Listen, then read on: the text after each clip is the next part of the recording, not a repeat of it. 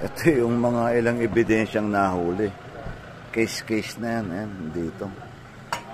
So, ayan. Nag-iinuman sila sa kalsada. Kinukumpiska rin po yan. Kasi magiging ebidensya yan pag kinasuhan na sila. Kaya nandyan ngayon yan. Okay?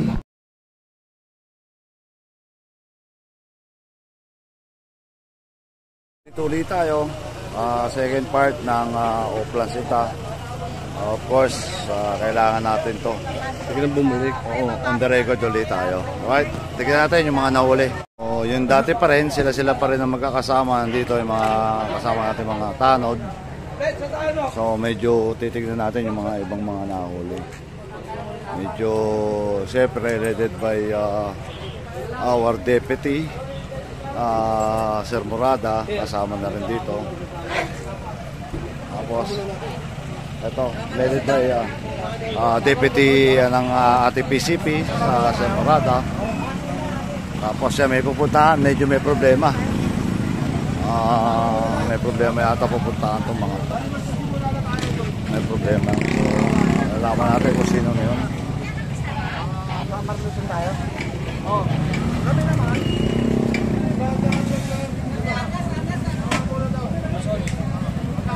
Ano raw yung gulo, sir? Ano raw yun? Iikot pa tayo ulit? Habang ikot pa tayo ulit. Okay. Sama po po, papunta sa abang braso.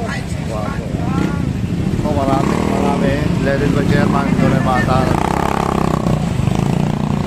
Tapos, siyempre, kasama rin yung iba. Yan, ito kasama sila. Bago. Medyo may pupunta kasi may nagre-reklamo. Tignan natin kung may ano sila, may reklamo kasi. May nagrarambulan daw. So para malaman natin, mamaya natin malalaman yan. Tapos yung kasama nila na ito, yung mga kasama nila, mga barangay. Yan, kasama nila. Patuloy pa rin yung ikot niyan. Kanina, may nahuli sila, unang baba rito. Puro mga bata na naman. Puro bata na naman yung kasama. So, yan. Medyo konti ngayon, di gaya kahapon. Marami. Siguro medyo na-alarma na rin sila. Okay, balik tayo ulit mamaya-maya. Kasama natin ngayon si Cap Serrano. Nandito rin yung sekretary natin, kasama natin kahapon. Ito yung mga first batch na nahuli, mga minor de edad. Pero hindi natin kukunan sila uli ng picture dahil may protocol tayo. Okay, Cap? Anong zone? Okay.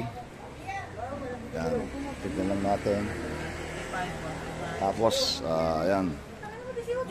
Ililista uli yan, titignan. Wala po ba siyang ID o ano mo ba kakalan lang kahit po ano? Wala ID. Kung dapat natin yan ID. Yan po yung requirements talaga na pinukuha ni Cap Serrano. So, kasama rin. Kung ano naman, kung patuloy na resort, hindi ka naman. I-release ko na po siya sa inyo, ha, ma'am? Oh, yan. Buti si ma'am pumunta rito. Pero hindi natin papakita yung mukha ng mga bata dahil minor de edad po yan. Pinagbabawal po natin sa ano yan. So, ngayon, sila yung first batch na nahuli. Tapos dito, nakalista na kala sekretary yung mga nahuli. Okay. Tapos kasama natin si Sir Abdul uli. Dito uli. Kasama rin natin. Tapos yung mga barangay tanod natin, yan, kasama rin natin. Nandiyan din sila uli. Yan, mga brother natin yan, mga masisipag na barangay tanod dyan. So mag-aantay ulit tayo ng panibagong another set. Dali mo rin ito lahat yan. So ito naman, may dumating naman dito. Alak naman to. Pero, teka, titignan muna natin. Yung mga ebidensya dito muna. Yan, tignan muna natin. So, ito kahigpitan, di ba? Kahapon yan din naging problema sa mga alak-alak. Yan. So, titignan natin. Kukunan muna ng ano to, babalik tayo. Kasi gada nahuhuli, dinadala dito sa PCP para makuhaan kung ano ba yung ano. Hindi natin sila pwede kunan kasi ano na privacy nila yan. basta nahuli sila, may dala silang alak, no? Pero tatanungin pa yung mga edad kasi nito. Anta, babalik ka ulit. Ito, kung kayo ina mo, kabibilin nyo lang, doon kayo sa loob na lang. Tulad yan, di naman natin nakita nakabukas naman yung ano, kabibilin nyo lang. O sige, kung ano kayo ilid. Napaka-improper na ulit sa inyo to. Kasi hindi naman natin nakita. Sakto umiinom. Umiinom, wala naman. Sige. Okay. Kaya, nalakay sa loob kung kayo ininom. So, yan. Mas maganda nga naman yung sa loob na lang umiinom kaysa sa labas kasi pwede silang damputin kasuhan ng City Ordinance yung 555. Yan. Pa ngayon, to-turnover ulit sila sa barangay. Yan.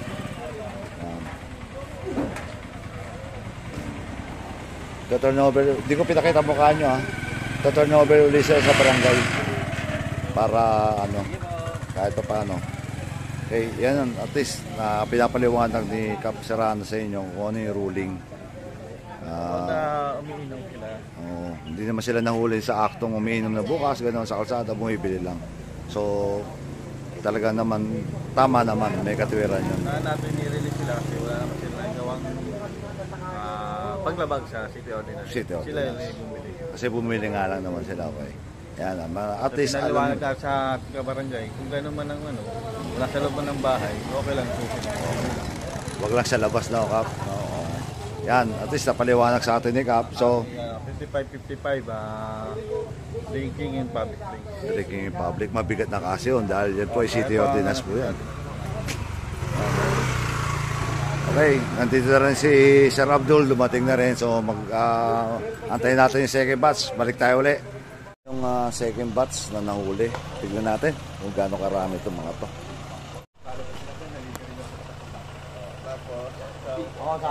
Hindi naman makakupali ko, dadang ko mga po. Ikaw, hindi meal pa rin. Ito po, dumating kayo ha, wala tayong ano sa inyo ha, sala. Nasa yung Yoshi, ikaw minor. Dito ka muna. Ikaw anong alak? Hindi po, wala po padag po. Hindi nga, Yoshi o ano? Sa alam po. Oo, alak po. Tanda agad, di nun. Pag ano kita, apol, kita. Diba? Ikaw Yoshi. Yoshi mo na dito. Right ka na. So, medyo mas marami ngayon yung nahuli, mga umiinom. Naabutan pa to sa mismong kalsada sila nagiinuman. Yung mga minor medyo siguro konti lang, siguro kapag sabihan na ng mga magulang. Pero kahit pa paano may pa isa-isa nahuhuli. Tapos eto mga karamihan mga nahuli puro mga alak.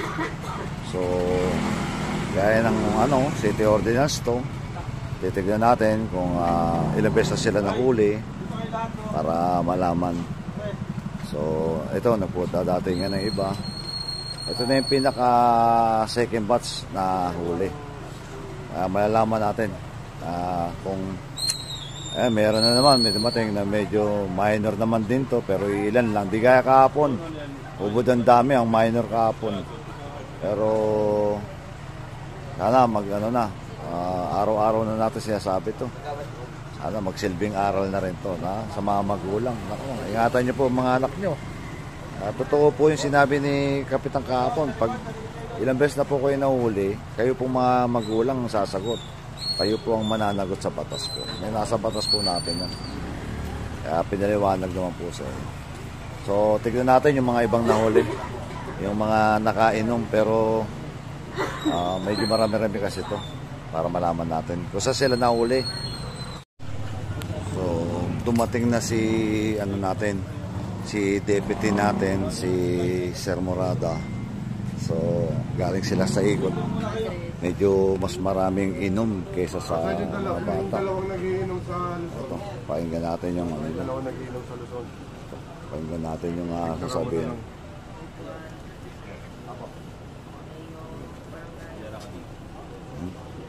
So, mas marami yung nahuli ngayon, nagiinuman. May mga bata-bata rin, pero mga minor na.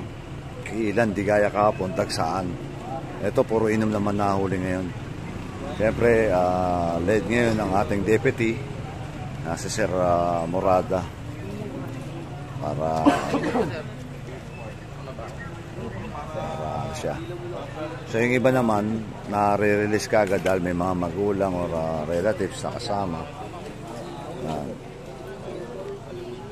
Ano to? Nakubad. Ano nakubad ba to? Oo.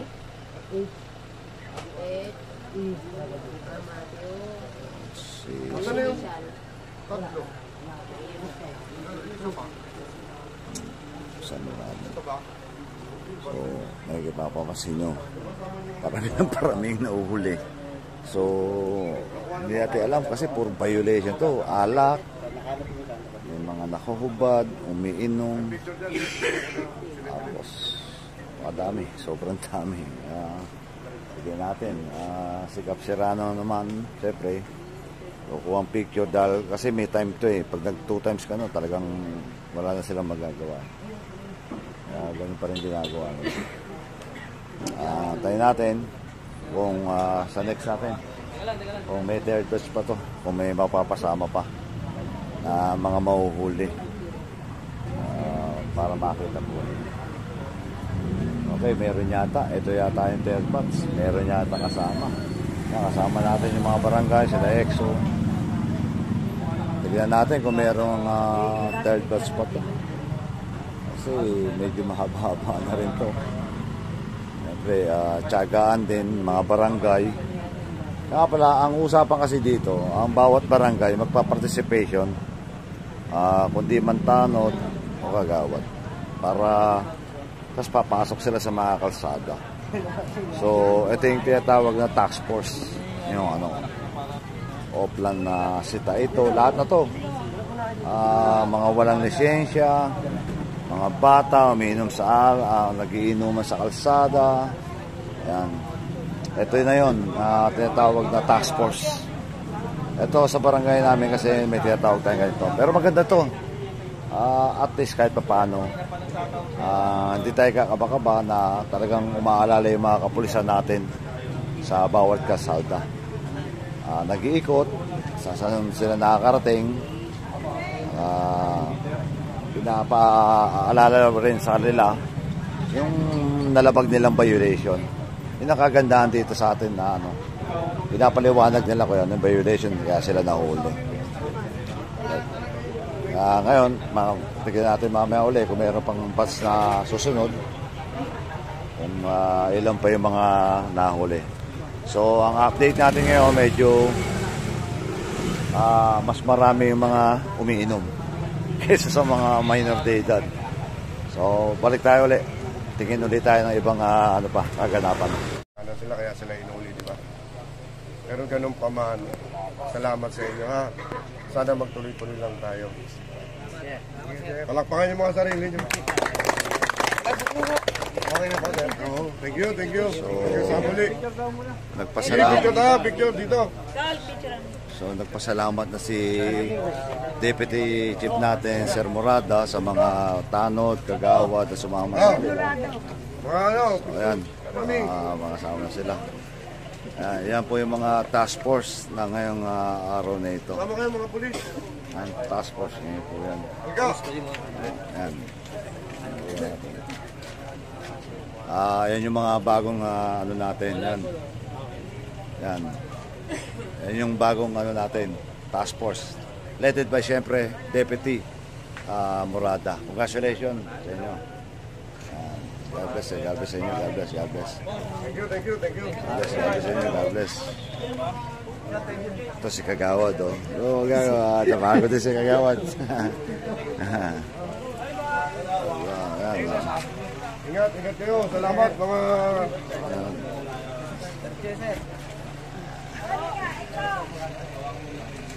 May pa-picture pa kay Sir Morada kasi siya ang deputy natin.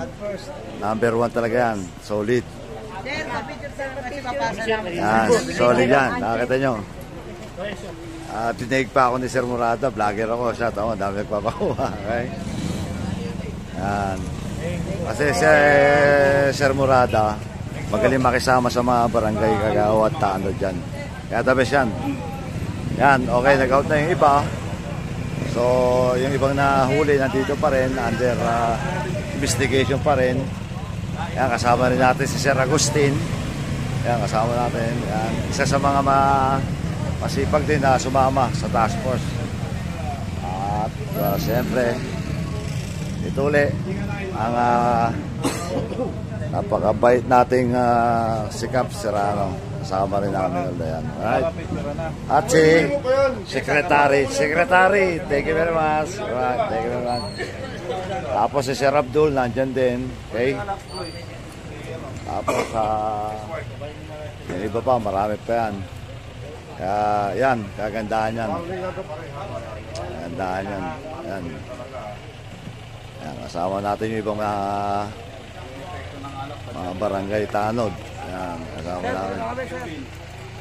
Tapos ito yung NCRPO. Ito yung ginagamit na panghuli. Yung ginagamit na panghuli yan to. Ito ginagamit. So, matagumpay yung task force ngayong araw na to. Pakausapin naman natin ngayon si XO dito sa barangay kasi para malalaman natin kasi sabi sa pulis kanina mas mababa yung mga bata, mas marami na huli yung kayo. Totoo ba XO yung ano? Oo. Kumpara kahapon. Oo, puro bata, di ba? Oo, panay bata yung kahapon. Eh ngayon mas marami yung Ngayon, medyo mas marami ngayon yung mga may edad-edad na. oo, nagiinuman. Nagiinom sa kalye. Yung iba kasi, Oo. akala, nung dumaan kami, akala hindi na babalik. Oo. Eh, bumalik ulit kami. Yung mga dati nagiinuman sa loob, lumabas sa karsada. Doon sila na-captured. Oo, doon sila nasita. Kaya, minalas. Yan, isa sa mga masipag nating EXO dito sa barangay natin sa Cebu. Siyempre nandito rin si Kagawad Pao. Kagawad Pao, kumusta yung pag-ikot po? Ayun. Siya kasi ang duty ngayon. Yan. Tapos kasama niya yung mga manpower ni EXO. Mga barangay. Masisipag natin tanong. Okay, thank you EXO. Okay, God bless thank po, you. God bless po, Okay, God bless. salamat.